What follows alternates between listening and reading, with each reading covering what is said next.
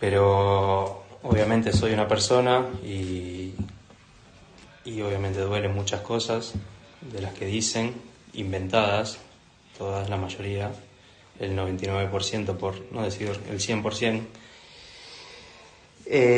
Nada, les quería contar, ya como saben todos, Wanda hizo una publicación de que estaba separada.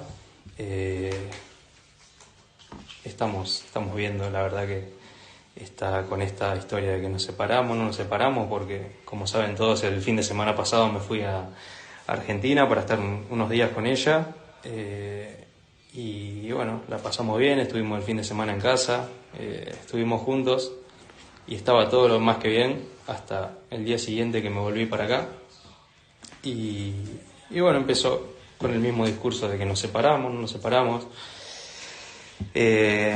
Para decirles a todos que yo estoy acá con los nenes, estamos en Estambul, en Turquía. Los nenes tienen su escuela, tienen su fútbol, tienen sus actividades y